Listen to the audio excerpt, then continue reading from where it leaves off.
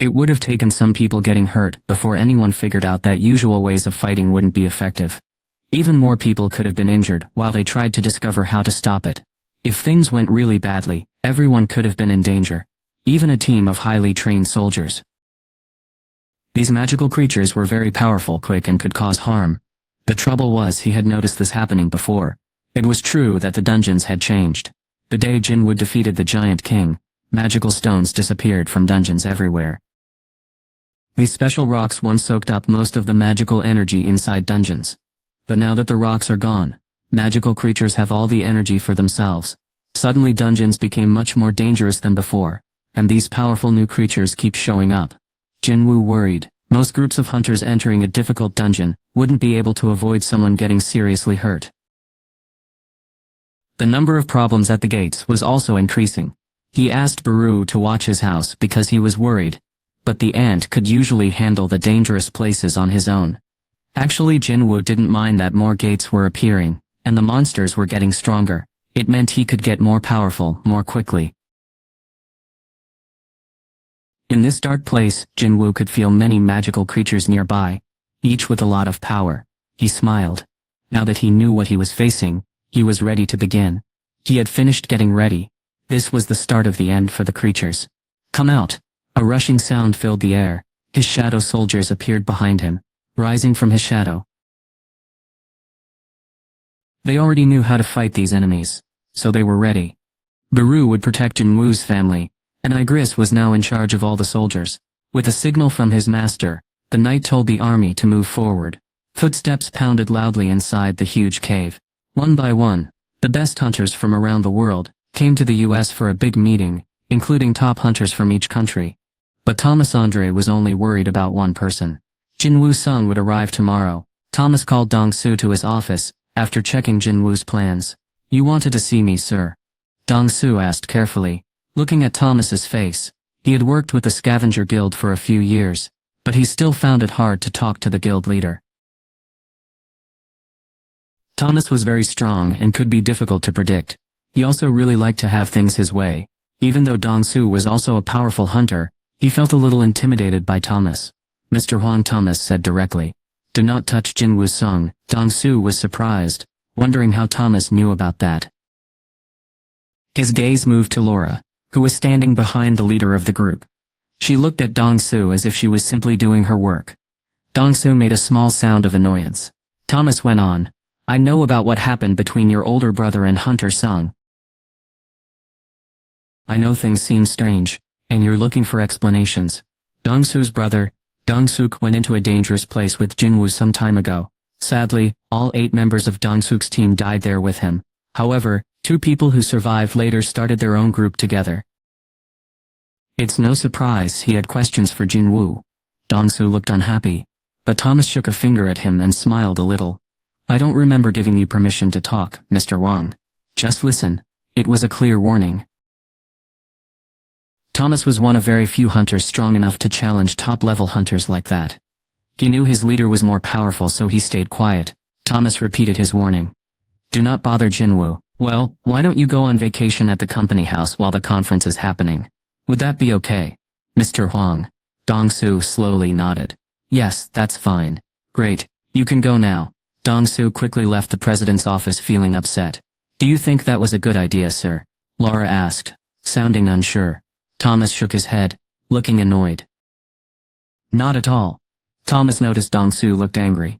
He knew Dong-soo was still upset about his brother's death, and hadn't gotten over it. Laura. Yes, sir.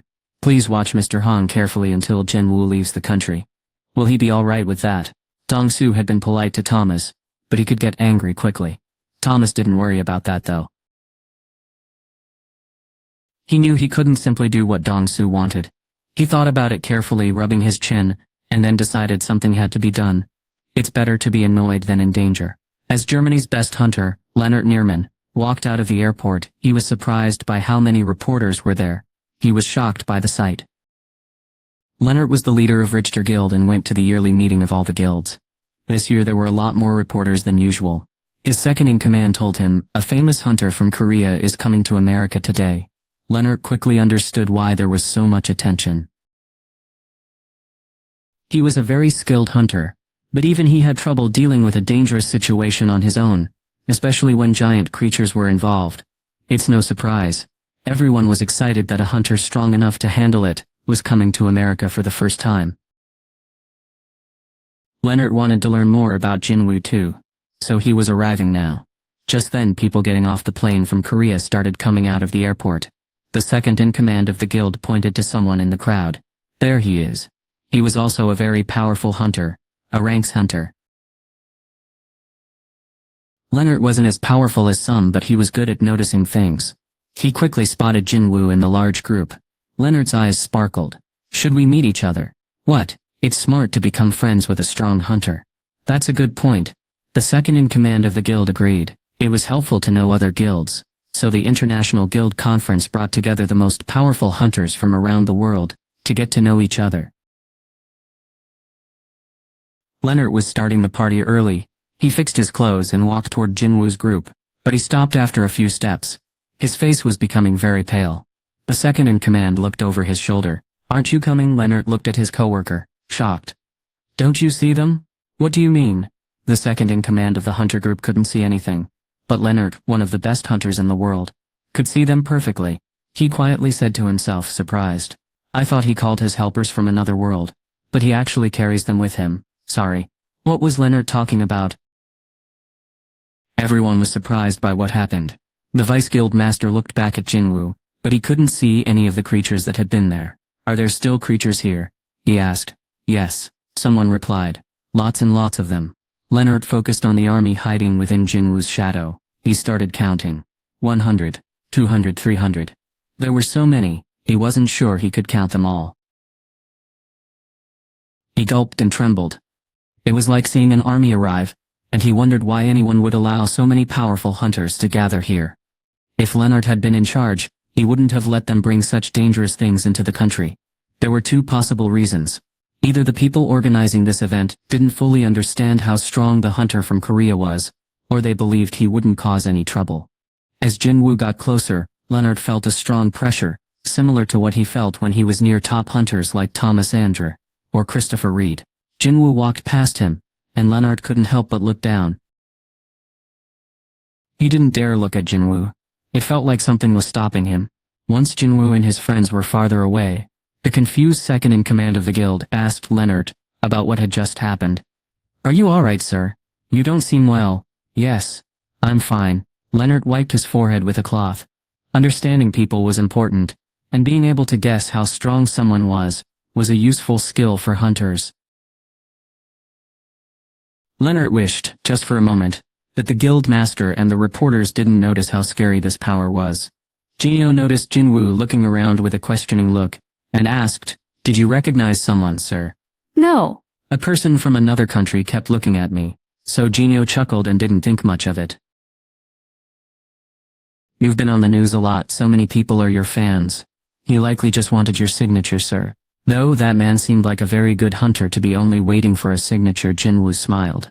Besides Jinho, there were two other people with him. The group had sent Director Wu and an interpreter. Look over there. It's Jinwoo Sung. The reporters saw him. Click, click, click, click. Cameras flashed everywhere. Director Wu took out sunglasses from his jacket, put them on and looked around carefully. Jinho noticed how worried the director seemed. Also, why did you decide to join us? Director Wu. Director Wu was a leader at the Hunters Association of Korea in Seoul. He was in charge of a whole department. Jinho was grateful the association sent someone to translate, but he didn't understand why someone so important had come with them. Director Wu looked at Jinwoo, and his face turned red. I am responsible for protecting Hunter Sung. It was hard for him to say it, but Jinhyo could not hear him, because the airport was so noisy. Jinhyo cupped his ear. I'm sorry. Could you repeat that? Responsible protecting. Who are you protecting? Jinhyo's face turned very red, so Jinwoo put his hand on Jinhyo's shoulder to stop him from asking more questions. Boss. Jinwoo pointed his chin toward a person. They both knew. Over there. I think they're here for us. Near the exit stood a young man wearing a nice suit, and with neatly combed blonde hair, Adam White. He walked quickly toward Jinwoo. with 2 large bodyguards following him.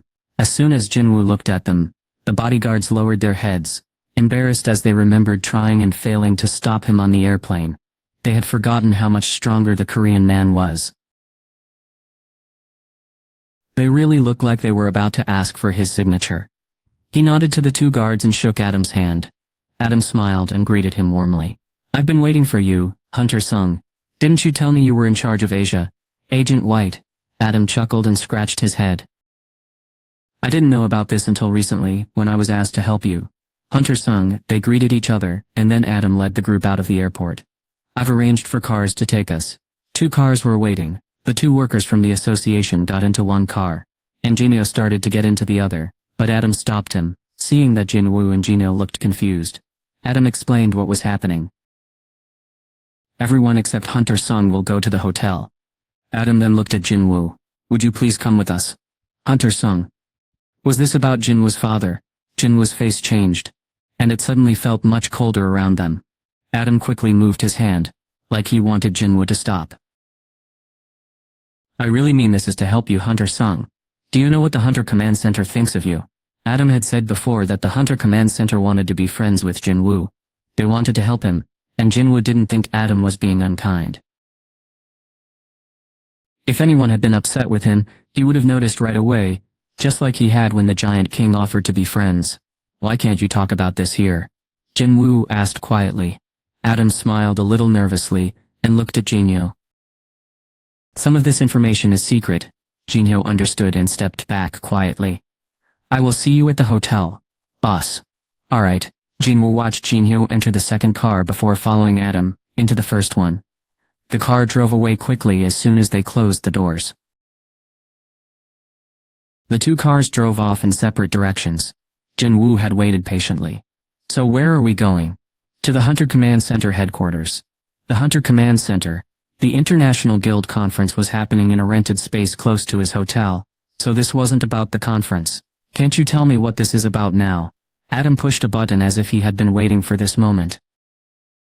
A clear wall went up between the front and back seats of the car, and a glowing image of the word soundproof appeared on the plastic. Adam wondered why Jinwoo didn't seem excited about it. "This is really new technology, isn't it? Amazing. I see things like this all the time," Jinwoo said quietly. Adam looked a little sad, but he smiled quickly. "Excuse me for a moment." He tapped on the clear wall to test if it blocked sound, then turned back to Jinwoo.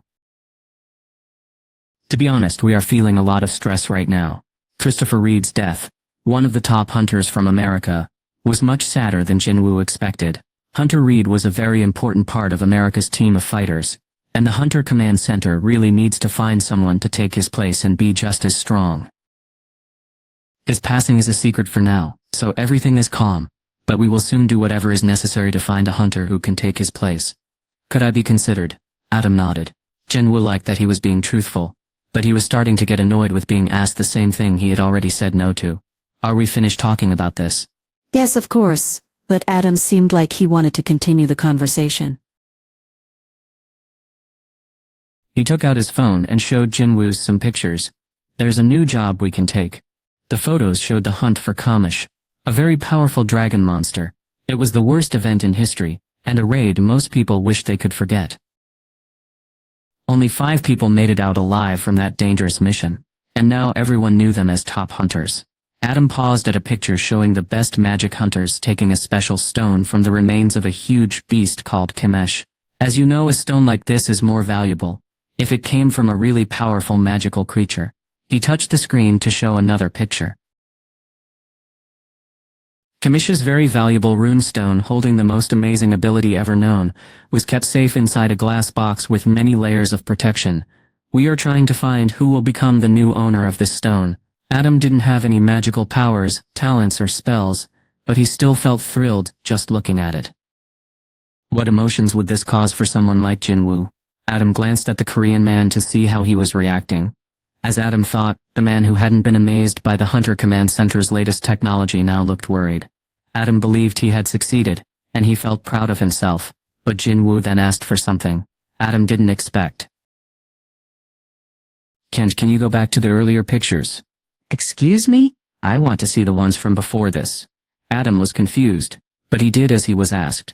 Just a moment. Jinwoo stopped Adam at one specific picture, and pointed to something on the side. Where is that? He was pointing at a pillar that he noticed. Stone pillars surrounded Kamish, showing that someone had built a structure around his body. Kamish had died 8 years ago. Powerful magical creatures from dangerous underground areas were very valuable, so usually their bodies would be taken apart and sold. Jinwoo didn't expect Kamish's body to still be whole. Many countries' businesses and research facilities would have wanted to buy what was left of Kamish. But from the picture his body looked almost perfect except for injuries from the hard fight. Jinwoo felt hopeful that they might be able to get Kamish's remains. Did the United States save Kamish's body? Yes, that's correct. Adam was surprised by how Jinwoo reacted. He had been talking a lot about a special stone that every hunter wanted, but Jinwoo was looking at the dead magic beast. Jinwoo showed the picture again. Where is this place? Let's go there. Excuse me. I have been listening to the Hunter Command Center for a while now.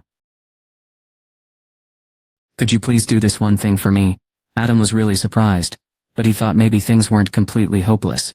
Either Jinwoo or the Hunter Command Center needed help more, and whoever did would be weaker, so the Hunter Command Center was trying to get Jinwoo to notice them.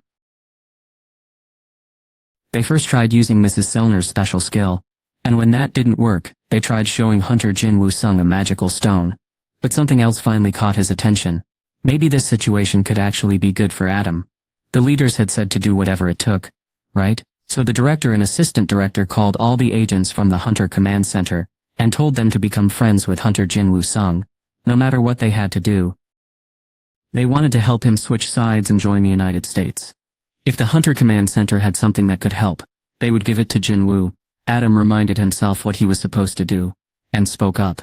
I really don't know where Kamish's body is.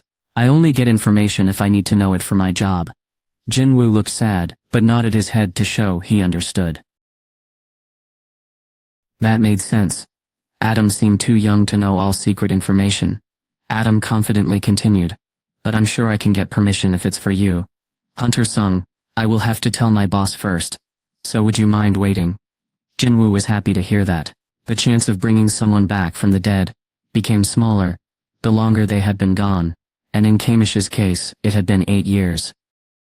Jinwoo knew things were difficult, and it might seem pointless to even attempt this, but if there was even a small chance of success, he had to try. If he succeeded, he would be in charge of a powerful shadow creature, born from the strongest magical beast anyone had ever known. He felt excited just thinking about it. If things didn't go well, only a little bit of time would be lost. Because of what could be gained, it was worth trying. Jinwoo wasn't sure if the United States would agree to it though. Are we going to the Hunter Command Center now? Yes, that's right. Then I'll wait there. Oh. Adam frowned, not sure if he should be pleased with Jinwoo's sudden strong interest. The director of the Hunter Command Center in the US looked surprised when he heard the news, and Assistant Director Connor, next to him, did too. So Hunter Sung is here. Now, Adam nodded. What about the special stone? Did he say anything about that? He had decided to give the stone to Jinwoo to try and get the Korean hunter to work with America. If American hunters became stronger, then America would also become stronger. However, no sir. He didn't say much about the stone on the trip here. That's worrying. The director rubbed his chin. Jinwoo reminded him of Thomas Andre. Both were very hard to figure out. The director thought that when people became the best, like those two, they started to think differently, so he only wants to see what's left of the beast. Yes, sir. Adam nodded. He thought everything was going well so far. Adam first needed to convince Jinwoo to talk with the Hunter Association. Since Jinwoo agreed to come to their headquarters, Adam finished his job. Now it was up to the leaders to discuss things with Jinwoo. The director had a hard time deciding what to do. I need to talk about this with Mr. Connor. If you don't mind. Yes, sir. Adam stood up and left the director's office. The director didn't know what to do. Why do you think Hunter Sung wants to see Kamish's remains? I'm not sure, but he is definitely not here on vacation. The beast's leftover body parts probably mean more to him than the special stone. Being good at things was very important. The best hunters would pay a lot to learn new skills, and that made sense. Skills meant strength, and strength helped you stay alive. So why would seeing the dead beast be more helpful than getting a new skill? The two people came to the same idea. It's probably connected to Hunter Sung's special power. Michael thought aloud. The Hunter Command Center was amazing at finding information about hunters, so they knew a lot about Jinwoo. They decided he was strong enough to receive help from Mrs. Silner and a special stone from Kamish because of information they had. Someone asked if his power only worked on monsters he had beaten himself. After Jinwoo defeated the monster ants, and soldiers appeared as part of his group. After Jinwoo defeated powerful enemies, shadowy creatures began appearing. The more Jinwoo fought, the stronger he became, so the Hunter Command Center really wanted him to join their team. They would do almost anything to get him to work with them. But what if Jinwoo could create a shadow soldier from a magical beast that another hunter had already defeated? Wow! The assistant director's eyes widened in surprise.